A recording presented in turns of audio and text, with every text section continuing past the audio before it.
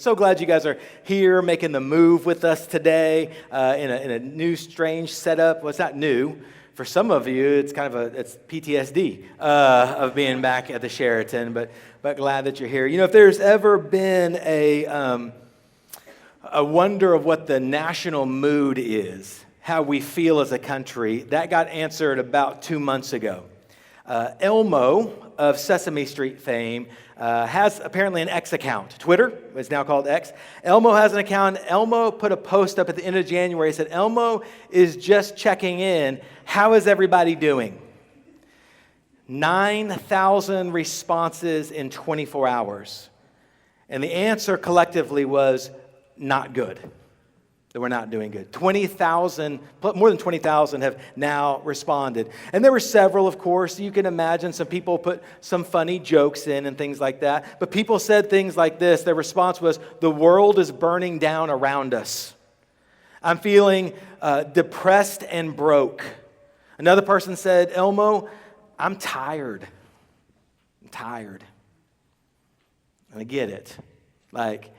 It's not new to us. I mean, it's new from probably the last 30 years, the pace in which we live. You know, we are going faster than we've ever gone. We're busier than we've ever been before. We're living in a world and a lifestyle that is go, go, go, go, go. And we're starting now, 30 years later maybe, we're starting to see the ramifications of it. Things like mental health crisis at an all-time high.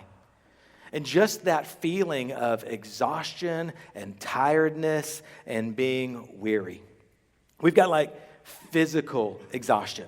I'm not trying to weed out the dads, but I hear moms say this all the time. It's, moms, you ever feel like an unpaid Uber service? Right?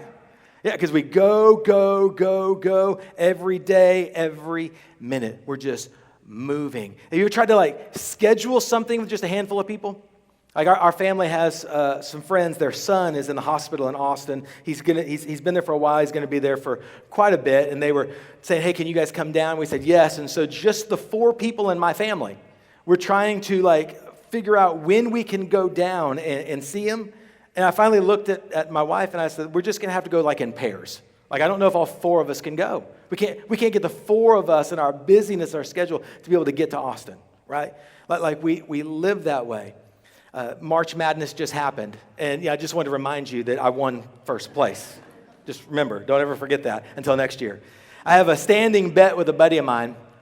He lives down in Austin. And so for the last 10, 12 years, we just kind of play head to head. And whoever loses, both families go to dinner and the loser has to pay for their whole family. Now, he's got more people in his family than me. So I'm always that's not fair. I should get some kind of reprieve. But luckily, I usually beat him. I beat him again this year. And so March Madness ends the beginning of April. And so we start trading texts hey, when are you taking me to dinner? We're going the first week of June. Literally. It's the first time 2 families could get their schedules aligned because we're so busy. And it leads to this physical exhaustion. And then there's this emotional exhaustion that we have. Some of that probably comes from the physical exhaustion of going so fast that we're into the emotional reserves that we have, living on the margins of our emotions. And then when things happen that are bad, they go from bad to tragic because we don't have the emotional capacity because we're so emotionally exhausted we can't handle those things. It comes into things like you hear people say, I don't know if I can make it through the day. It's emotional exhaustion. The emotional exhaustion that a dad feels when he's looking at his kids and they're making decisions that he's worried about. Emotional exhaustion. The emotional exhaustion, students maybe, of feeling abandoned or betrayed by some friends, and they all went and did something and left you alone. And that emotional exhaustion begins to sit in if it happens over and over again. The emotional exhaustion of a wife who wonders and wrestles with, does my husband love me? Does he care about me? Because the amount of time that he's putting into work and all these other things sure makes me feel like I'm left out. We're physically tired. We're emotionally tired. And we've got spiritual exhaustion. You might go, well, what is that? What does that look like? Because you may not have even thought about it. Spiritual exhaustion comes when we lean into religion over relationship. And you hear people talk about that. Like, I hate religion. I want a relationship with God. But religion is this list of works and to-dos. And I've got to do this and I've got to do that. And I have to have this kind of quiet time. And I've got to be here. And I've got to watch these kind of movies and not those kind of movies. And I've got to listen to K-Love. Like, I got to listen to K-Love. If I don't, like, God's not going to approve. I'm going to get to heaven. And like, all my country music's not going to be there. It's just going to be K-Love. I'm not going to know any of the songs when we're singing around the throne. Like, I got to do this and I got to do that. I got to work. That's religion. And it is exhausting. A pastor told a story about a Saturday morning. He said, Saturday morning he's at home trying to relax, and doorbell rings. He goes, and it's 2 Jehovah's Witness guys standing there. And he said he knows enough about Jehovah's Witness to know kind of the false beliefs they have. And so he said, I went ahead and invited them into my living room. And we sat down. He said, and I know how it's set up. It's somewhat like Mormon missionaries. There's usually one that knows what's going on. There's one that's kind of the apprentice. He said, the troublemaker in me, like, kind of, reared up. And so I started asking the apprentice a lot of questions. Now, you may not know a whole lot about Jehovah's Witness, but there's a passage in Revelation that talks about the 144,000, and Jehovah's Witness believe that there's 144,000 that are kind of the elite that are going to be in heaven. And so this pastor's talking, he brings it up, he says, hey, tell me about the 144,000. Like, what is that about? I know about it, but you tell me. And the younger missionary said, Jehovah's Witness missionary said, he said, think of it this way. It's kind of like the upper echelon of heaven. And the pastor said, like, first class. It's like first class heaven. And they said, yes, it's like first class heaven. 144,000 are going to be in first class. Everyone else is going to be like in a lower class. And so the pastor asked, because he knew what questions to ask. He said, well, what do you have to do to get into the 144,000? Like, what do you have to do to get the frequent flyer mileage? What do you have to do to get upgraded out of coach into first class? Because I'd like to be first class. And there's no answer. And so he asked, he said, how many doors do you have to knock on? How many services do you have to go to? How many birthday parties do you have to miss? Jehovah's Witnesses don't believe in going to birthdays or celebrating birthdays. How many birthday parties do you miss? What do you have to do in order to get into that upper level? And there's no answer. And so what happens in a religion or a cult is work.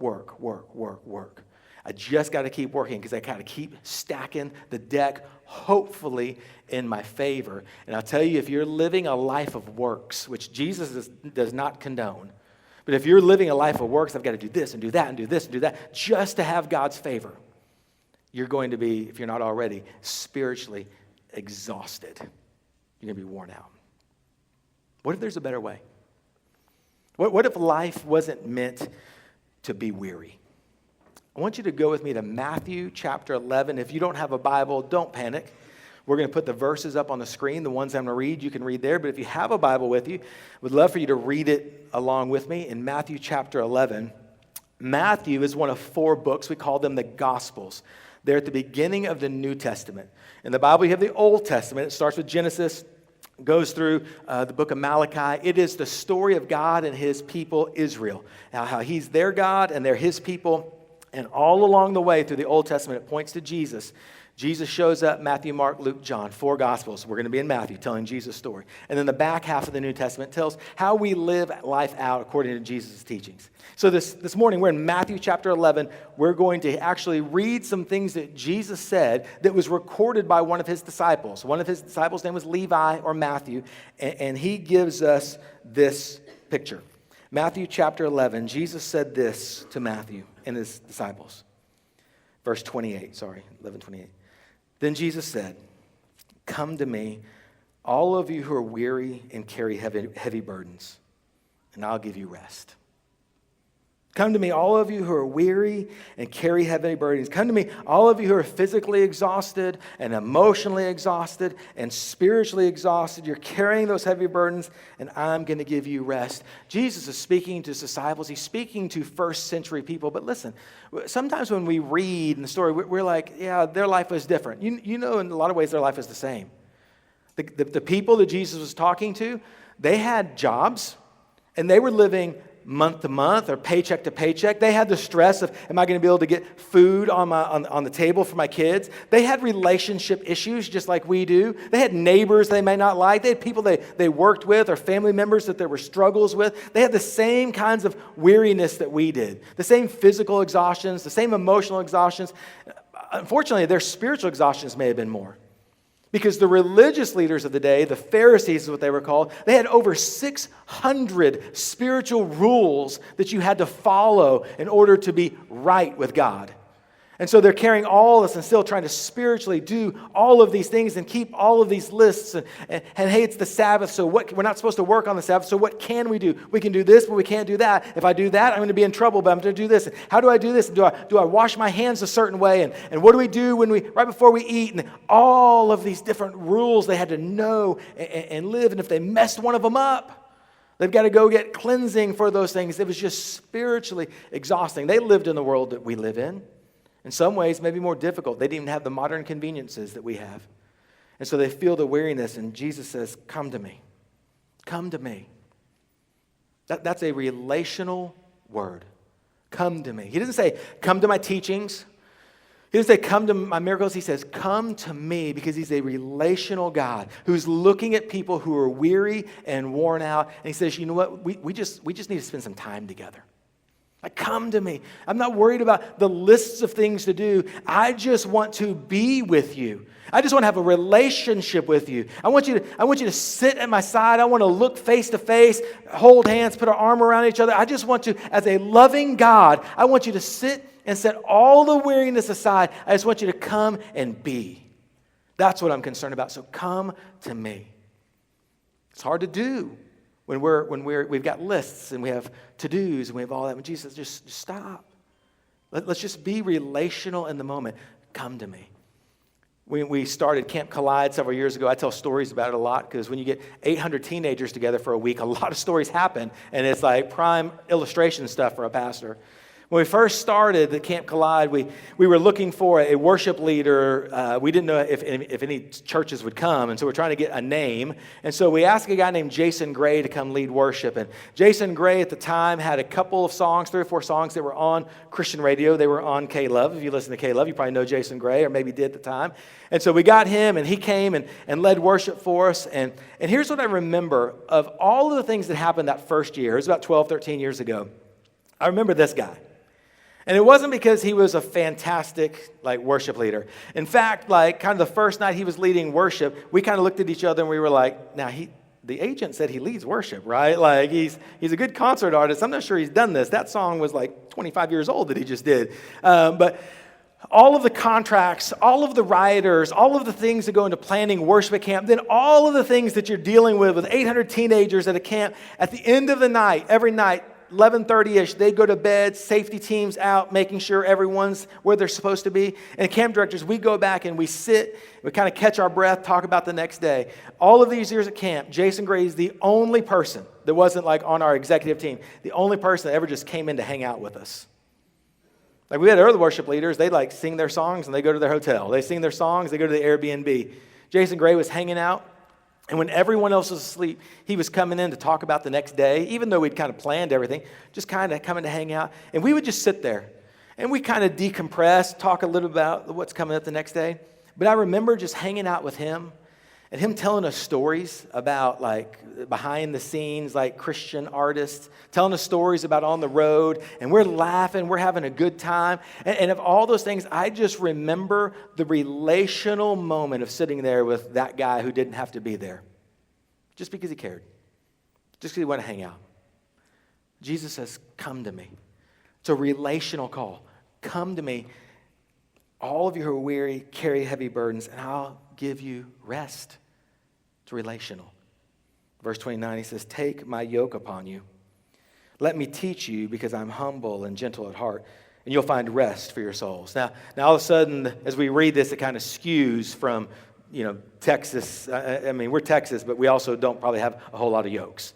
You know how I know that? Because I asked on Facebook for a yoke, so I wanted to show it to you, and people are like, nope, don't have one anymore, because we have a little thing called tractors. We don't need yokes anymore. But a yoke, I got a picture of one. A yoke was something that was put on a pair of oxen. An oxen would pull a plow. Again, this is an agrarian community. And so the oxen would get the yoke. It kept the oxen together and pulling in the same direction. So we don't understand yokes. But when Jesus says, take my yoke, all of his original hearers understood exactly what he was talking about. Now, what's interesting is Jesus says, take my yoke.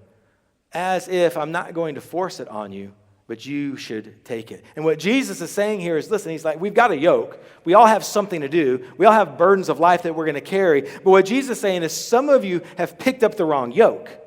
Like you picked up a yoke that wasn't fit for you.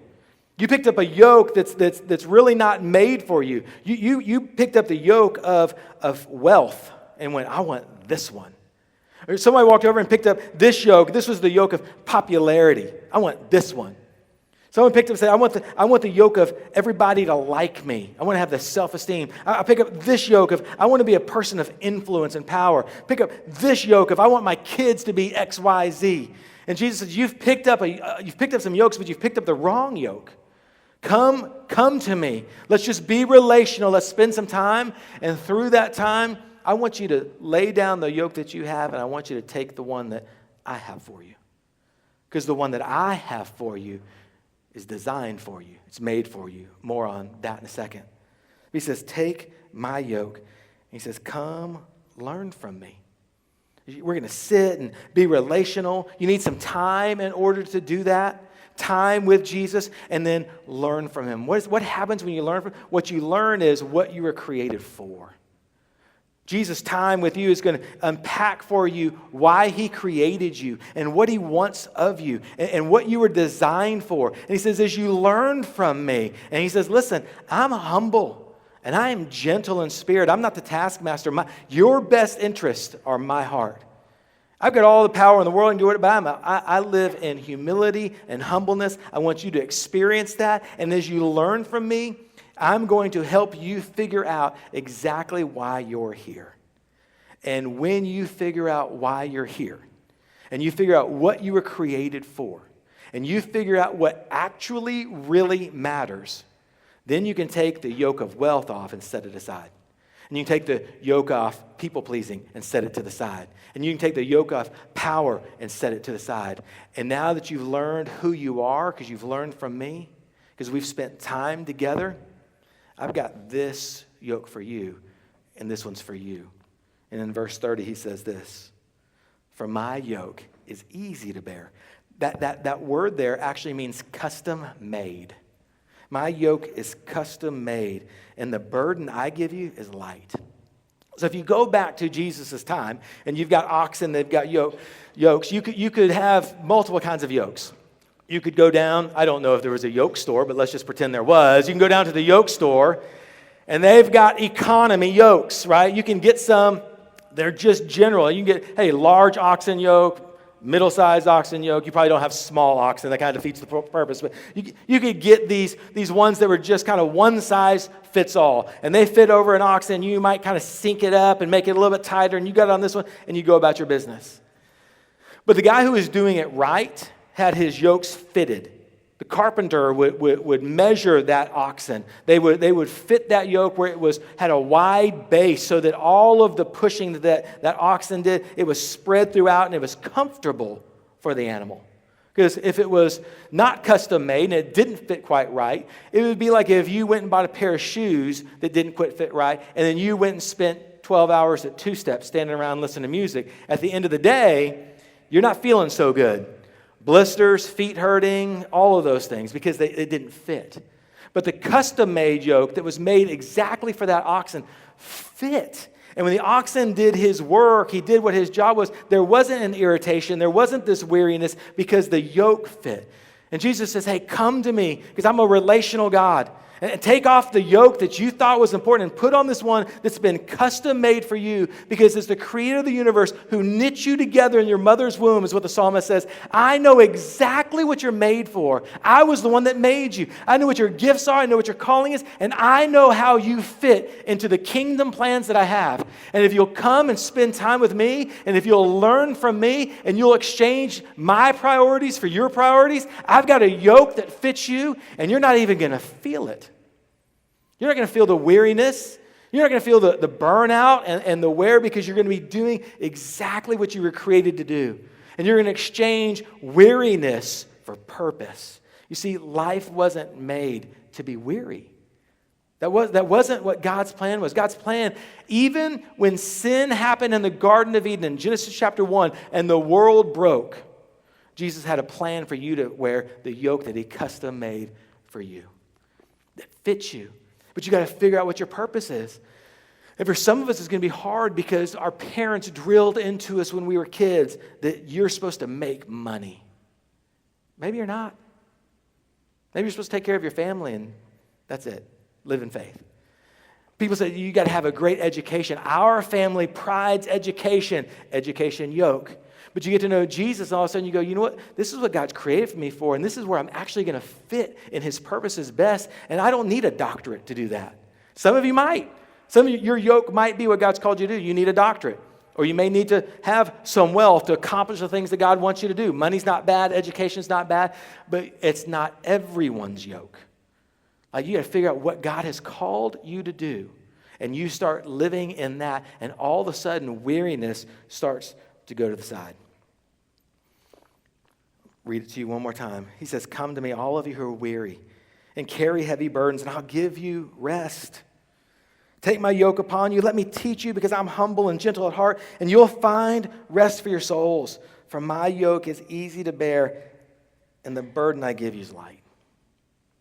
Those should be words that replenish your soul. And if you hear those words and you go, yeah, right, you've got the wrong yoke on. And that Jesus' words right there, if you go, yeah, right, are for you more than you know. Because God's plan for you is better than the burden. He's got something for you that matters and is significant. And when you start stepping into that significance and you unlock your purpose and you start living inside the path that Jesus has created for you and he's taught you, all of a sudden life opens up to everything that God intended it to be for you. So what do we do? Right? Like, because some of us are sitting here going, some of you might be going, yeah, right. Others of you are going, yes, please. Yes, like, how do I get that? That's what I want. Well, as we started this two-step, we always talk about next steps, and we decided, hey, for the two-step in series, which ends tonight, or ends this morning, we're going to give 2 steps for every sermon. Again, this may not be for you. The Holy Spirit may call you to do something. We want you to do whatever God's called you to do. But some people are wrestling through and go, hey, how does this work? How do I take the yoke that Jesus made for me? We want to just give you some ideas to kind of like handle grips, kind of grab a hold of. Here's the first thing, and it comes back to physical exhaustion, spiritual exhaustion, emotional exhaustion, and it's the next conversation that Jesus has in Matthew chapter 12. You and I have to figure out how to Sabbath. That's a church word for rest. Listen, at the end of the day, if you come up to me and you go, help me, tell me how to Sabbath, I'm just going to point you towards my wife or some other people who do it a lot better. This is a struggle for me. I've got some accountability. I might have said this a few weeks ago, last 3 or 4 weeks, that I've said, hey, this is God's call on my life and your life. Sabbath is one of the top 10. It's one of the 10 commandments. Don't murder. Don't commit adultery. Don't worship other gods. We're like, yeah. Don't steal. Yeah. Take a day off. We go, well, I'm busy. But it's in the top 10. Like, for you. Those 10 commandments exist for you. God's not up there going, hey, if you don't murder, I'll feel better. Hey, if you'll take a Sabbath, it'll be better for me. All of those things that God says, hey, here's some things I need you to do because I created you and I know what's best for you. You were created with boundaries. I was too. You were created with boundaries, and if we push the boundaries, weariness and exhaustion happens. God says, hey, one time a week, once every 7 days, I need you to stop. I need you to rest. I need you to worship. I need you to replenish because that's the way I created you. So when you find the yoke that Jesus has for you and you put it on, here's one thing that I promise. Everyone's yoke has Sabbath as a part of it. It has rest. And here's what happens. If you go, I don't have time, listen, I am preaching to the preacher. When I say I don't have time, what I'm actually saying is, God, you're not big enough to handle the things that I need to handle. That's what you're saying. You're saying, God, I know you're God, but you, God, you just don't understand. I know you created the universe with a word. God, I know that Hebrews says that you sustain the entire universe now, but God, you don't know my stuff. My stuff, it's a lot, God. Like, I know you're probably busy and stuff, but I'm really busy. And what we say when we go, God, I can't Sabbath, even though you've called me to, what we say is, one, I don't trust you. What we say is, I'm bigger than you. And what we say is, my way's better than yours. And none of those things are true. And if God stood in front of us right now, none of us would dare say it to his face, but we live it out every time we say, I'm not carving out time. Because I'm too busy. I'm too important. And God says, you know what? You got the yoke of importance, and it's too heavy for you. Take it off.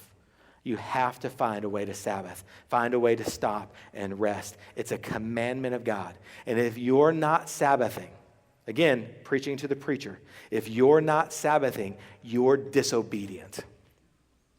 You're disobeying God. It's what he's called us to do, to keep the Sabbath. And it's for you. It's for me. It makes life less weary. Here's the second step. We got to drop the spiritual to-do lists. This is where it gets hard because we've got disciplines, spiritual disciplines that the scripture aligns for us. And those spiritual disciplines, just like some of the things that we see that we call God's law, things like that, the spiritual disciplines are meant for our good. That they make us enjoy life and experience life in all of the ways, shapes, and forms that we're supposed to. Reading the Bible connects you to God. Praying connects you to God. But we get into these Pharisaical, remember those guys said they were the spiritual leaders, they had the 600 plus laws. We take things that are good for us and we turn them into rules that are bad for us. We take things that God gave us as disciplines that are meant to bring life and we start shaping them into yokes that don't fit. Like, let me give you an example that probably many of you have done, if not most of you. Reading the Bible, good. Reading the Bible is good. God's given it to you. It's a spiritual discipline. It will help you. Reading the Bible in a year, bad. Like if you can do it in a year, great, wonderful. But like we get these beginning of the year, I'm going to read the Bible through in a year plan. And what does that plan do? For many of you, it's brought frustration. You missed 3 days and all of a sudden you sat down, you got to catch up. Oh great, I have 34 chapters to read tonight just to catch up to the plan. Reading the Bible is good. Reading the Bible in 365 days, you know where that's at in here? Nowhere. We just made that up because somebody needed a New Year's resolution that they could do before the next New Year's. Read the Bible. But reading the Bible in a year, that's man-made, right? That's a yoke, that's a burden that you don't need. The spiritual discipline's good, but stop making up the rules you don't need. I had a friend, loved to journal. And he would say, he was a youth pastor years ago, and like every kid in his student ministry had journals. Their youth ministry was a journaling youth ministry. And I always thought how interesting, because you know what? Journaling, good. Journaling is fantastic. If you pick up a journal and you're able to write things and dive into scripture and dive into you and pray through that journal and that feeds your soul and that connects you to God, good. If you try journaling because you go, I want to see, good.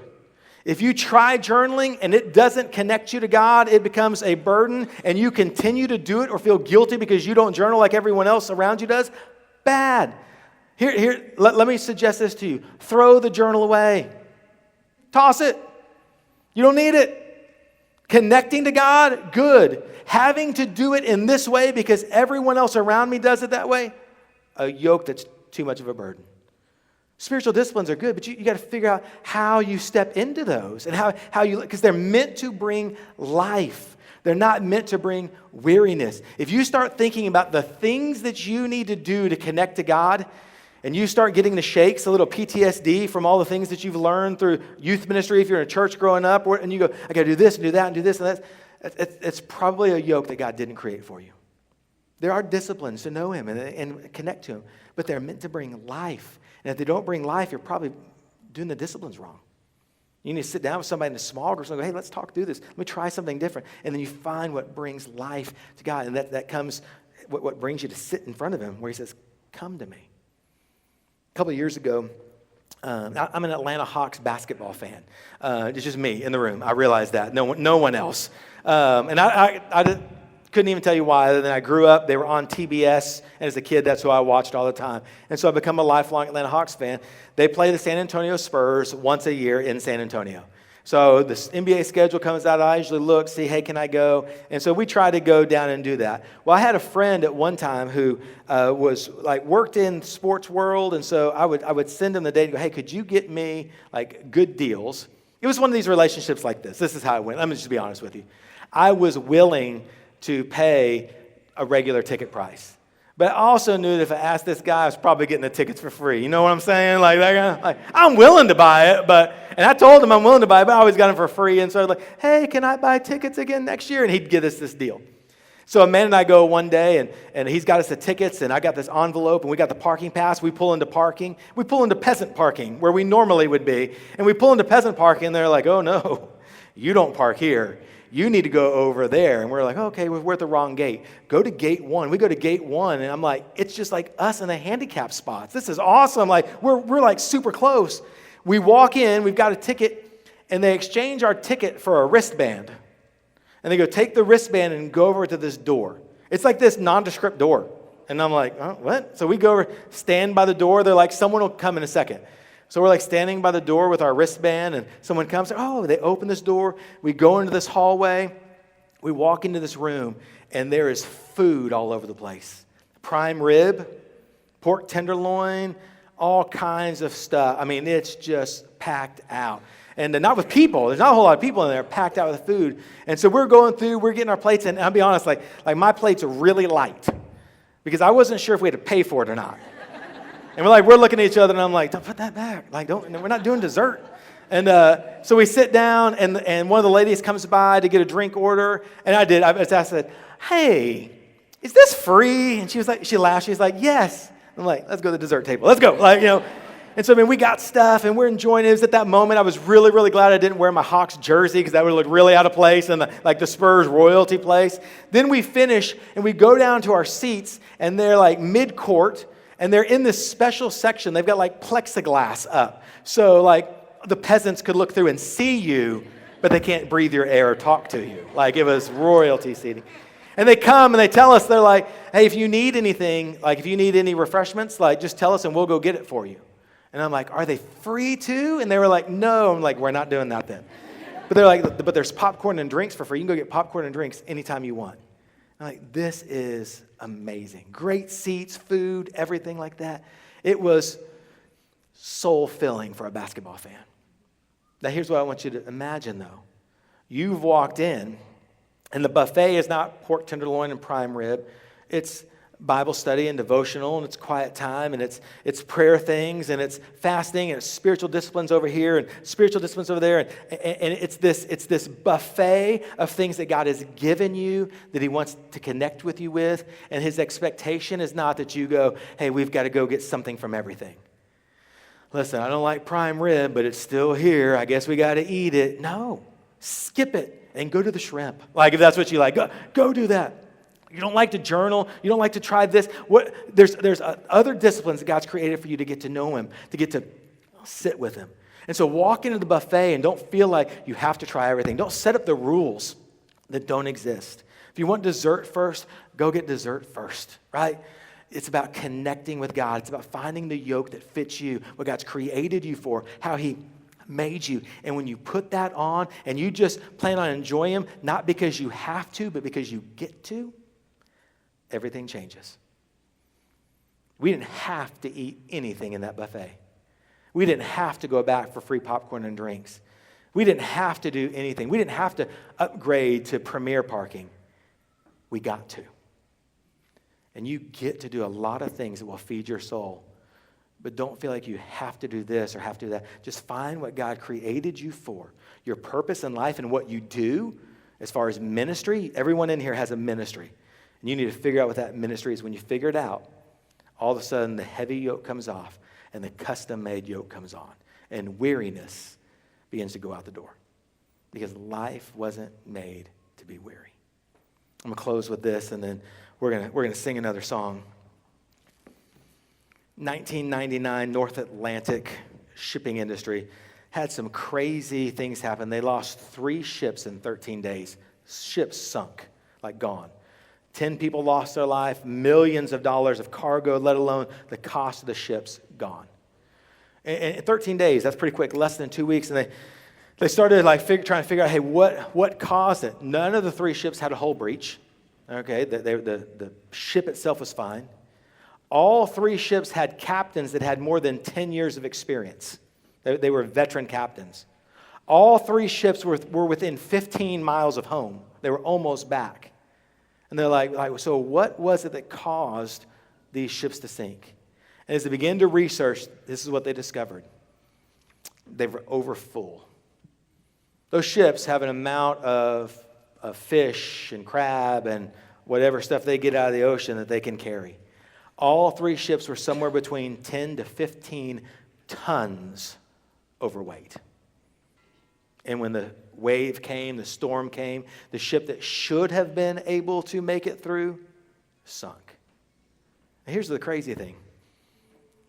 Once they discovered that, they started asking other people in the industry, other ship captains, other people, like, hey, why did these 3 ships allow themselves to be 15 tons overloaded? And their answers were shrugs and I don't knows. The answers were, that's just what we do. And they discovered those 3 ships weren't the anomaly. That was the normal, standard operating procedure. Because the more tons of fish, the more tons of crab, the more tons of stuff you have on that ship, the more money you make. And they overloaded the ships. So that's kind of where we come today. Life doesn't have to be weary. But I guarantee a lot of us have overloaded the ship. We got things that are on our agenda, things that we're doing that we think matter, and they ultimately don't. They're man-made. And it might be physical things. It might be in your schedule. It might be emotional things. It might be boundaries that you've never set, and you're carrying all kinds of family hurt and heartache that you've never gone and talked to a therapist about and set some boundaries and begin to carve out some of that emotional health. For some of us, it's the spiritual boundaries that we don't have. We've said yes to everything or feeling like we have to say yes to everything. We're just packing on and the guilt, if I got to do it this way, I got to do that. And if I don't, God's not going to be pleased with me. God's not going to be pleased with me. God said, come to me that you're weary. Like, I care about you. I want you to take off the heavy yoke. I want you to put on the yoke that I custom made for you because I love you. Doesn't sound good. It should sound better than good. It should sound phenomenal. The hard thing's going to be that yoke that was never created for you has probably for some of us worn its way down to where it kind of feels like it fits. It doesn't. It actually creates pain and rubs the wrong way, but we've had it so long it feels kind of like home. And Jesus said, that yoke, that's not your home. That's not what you're created for. And taking it off is going to be difficult. Taking it off, if it's the yoke of wealth, might mean you have to reframe how you budget and how you live your life. And for some of us go, you know what? I'd rather just a heavy yoke. You go, hey, I've got family struggles that I've got to address and walk through. And I put on this yoke of family burden. And Jesus goes, hey, I got a better way for you to walk through life with those family burdens that I can walk through and fix those for you. But sometimes it's just easier to keep what we know than what's better for us. And so the call this morning, one is to learn to Sabbath. One is to learn who God's called you to be and what He's created you to be and to figure out how to spiritual discipline inside the realms of what He created you for. For some of us, it's just simple enough. We just need to take off the bad yoke, the heavy one. And I'm just telling you, it's hard. So I want to pray for you. I ask you to Close your eyes, bow your heads for a second. Lord, I want to pray for those who are in here that they've got a relationship with you and they love you. And reading these words where you say, come to me, man, Lord, they want that. But Lord, you're going to help them figure out how to carve out time on their schedule that they overloaded in order for them to spend time with you. So Lord, I pray that you'd do that you'd give the Holy Spirit's conviction to clear schedules. For those who are emotionally exhausted, God, I pray that you would let them come and do the work, the long-term work to get emotionally healthy, because your Spirit is in them, driving them towards emotional health. Righting wrong relationships, asking forgiveness, giving forgiveness, setting boundaries, processing things that might have happened a long time ago inside their family, their friends that they've just pushed off and not brought to you. And God, for those who have the spiritual exhaustion because they're just doing, trying, working, going, Lord, would you just let them hear your words where you say, just come to me. Just come and listen. Come and hang out, spend time. And let me teach you the way life's supposed to work. It's not about do's. It's about done. It's not about you do to work your way to Jesus. This is what Jesus has already done on the cross. He loves you, forgave you of your sin on the cross, your past, present, future sin, because he loves you. And he wants to spend time with you. He's not trying to get you to work your way to him. He just wants you to sit and rest and love him and be loved by him. If you came in this morning and some of this has been foreign to you, you don't have a relationship with God, maybe you know about him. Maybe you went to church when you were young. Maybe first time you've been to church. You're just wrestling through some things spiritually. Here's what I want you to know. The God of the universe that I just talked about loves you as well. And he wants your life to be overflowing. That's his words, not mine. That your life would be overflowing with his goodness. That all starts with surrendering your life and saying no to yourself and saying yes to Jesus. So if you came in and there's never been a time in your life where you've given your life to Jesus, made him boss, made him Lord of your life would be the word churches might say, and you want that, like you want to walk out of weariness into life, do you just pray this? Just say, Jesus, I am a sinner. I've made mistakes. You say, Jesus, my mistakes have made my life weary. And I want the yoke of sin off my life. I want the yoke of selfishness off my life. I want the yoke that I didn't even understand that I picked up off my life. And I want your yoke, Jesus. You don't have to say those words. Just that's your heart. Cry that out to him in whatever way you. If you did that, if you prayed that prayer, I'm going to ask that just right now, we've got some sound issues, but right now, if you prayed that prayer, eyes closed, head bowed, would you just raise your hand up high? I'm looking, no one else is. I'd love to make eye contact with you if you did. Because here's what I want. If your hand's raised right now, this is what you have to do right now. Everybody else's head is bowed, eyes closed, no one looking around. That half sheet that you got out, there's a phone number on it. No one else is looking. You just pull out your phone, text Jesus to that number. Do it right now. 737, whatever that number is. No one else is looking. Pull your phone out, text Jesus. That's going to go to me this week. We're going to set up coffee. We're going to set up time just to talk. I'm not scary, I promise. Just want Jesus to come in. You understand everything that he has for you. Because what Jesus has done in my life radically changed it. I want him to do in your life. And if you prayed that prayer, you breathed eternally for the very first time, and that began today. But I'm going to tell you this right now so you know, and I'm not going to talk much longer. I'm giving you time to text. The enemy, and there is one, is going to come and try to wreck your life this week. I promise you that. Because when you gave your life to Jesus, you made him angry. Know it's coming, and that's why you have a church, to walk alongside you, to help defend the enemy's advances, and help you walk into Jesus in a weariless life. God, I pray as we sing, as we close out our service, that you'd let some of your words that we read in Matthew 11 really resonate with our lives this week. It's in Jesus' name we pray. Amen. Would you stand and sing with the band?